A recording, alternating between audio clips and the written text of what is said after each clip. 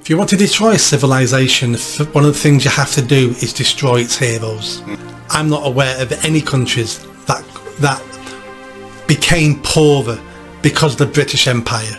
Correct. All those countries became richer. Yes. And became more civilized. Yeah. And became more modern and got a better justice system and better infrastructure.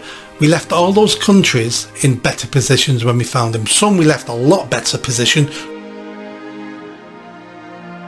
We went to the National Portrait Gallery, and which is just reopened. It's been refurbished. It looks just the same to me. I'm not quite sure what.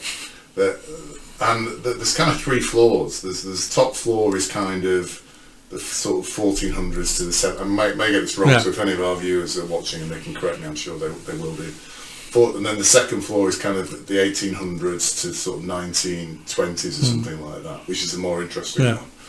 And then there's the modern bit, which is the crap. The crap. And I'm not joking. There was a wall, and I can only so when we went to the modern bit, there was a wall. I can only describe it as a wall of grifters. Yeah. Mainly brown and black faces, but really kind of grubby people like Bonnie Greer. Have you heard of her? Yeah. Shami Chakrabarti. And these people, if you go back up to the other floor, which is up to the sort of end of the 19th century, there are such phenomenal people there, artists, engineers, Isambard Kingdom Brunel, real phenomenal people. Yeah. And then you go to this grubby floor, which is modern people, and it's just basically a bunch of talentless, and I would say on the wall, I think I sent you a picture, didn't I? On the wall, I would say 80% are brown or black faces. Yeah. But are brown or black faces that haven't achieved anything, Nick. Yeah, that you never heard of. Never heard of, or people I have heard of who are just despicable, like Shami Chakrabarti or whatever. This is the woman who said, kids shouldn't, there shouldn't be private schools and sent kids to private schools. She's just a grubby person, basically. And it was embarrassing. It was embarrassing. They were putting these people forward as the epitome of our modern society. I mean, Beckham was in there as well, who shouldn't be there as far as I can see. And then even more insulting, they had Rashford there next to Bobby Charlton.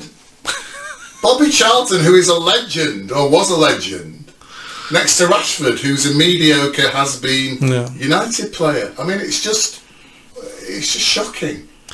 And this is DEI. This is that woke agenda of we don't have enough famous or talented black and brown people, so mediocre ones will do. Just get them on the wall, because otherwise it looks like we're racist. Yeah, it was just, and then peppered on the other centuries, there was an occasional black face. And then there was a particular section, and I've written it down because I have to read it out to you, about empire.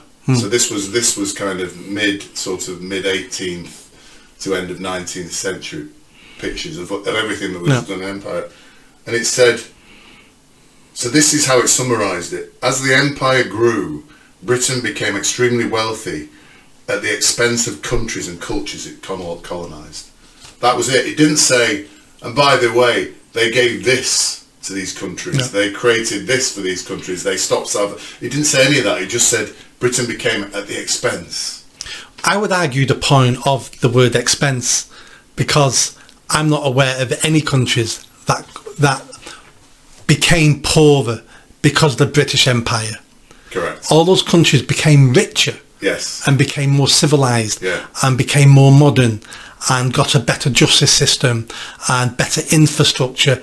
We left all those countries in better positions when we found them. Some we left a lot better position, some we left a little bit in a better position, but we left all of them in a better position. It wasn't at the expense of. Yeah. But that's when you walk around that gallery now, that's the impression you get. Yeah, but that's because it's been officially now decolonised. What has the gallery? The gallery, which means that anything to do with empire and colonialism has to be explained, has to be taken down. It was the poor native people of those lands who suffered, and it's all bollocks. And in the middle of this, in the I think in the 19th, the one to sort of the 1950s, there's a magnificent portrait at one end of it of all the kind of cabinet ministers in the government, and in the middle is Winston Churchill looking out at the viewer. It's a phenomenal picture.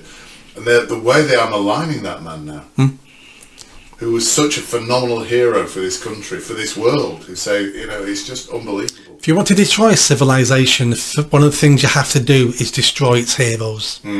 Yeah. And they've been attacking Winston Churchill now non-stop for like 20 years. Yeah. Non-stop. And when you think they call him a fascist, he was the man who beat fascism. Yes. If it wasn't for him, Europe would be fascist now. We'd all be speaking German if it wasn't for him. Yeah. But to destroy a nation, you've got to destroy its heroes. Yeah. I mean, I would recommend our gentle listeners to go and see. There are some fantastic pictures there. But just avoid the first floor where all the grifters, the grifters are. The free entrance. It's free entrance. Yeah. They always try and take money off you, but I never give any money. All this stuff should be free as far as I'm concerned. Yeah. Taxes fund all, pay for all. Yeah, of course. The upkeep and everything. I know you shouldn't. I never give money when I go in there.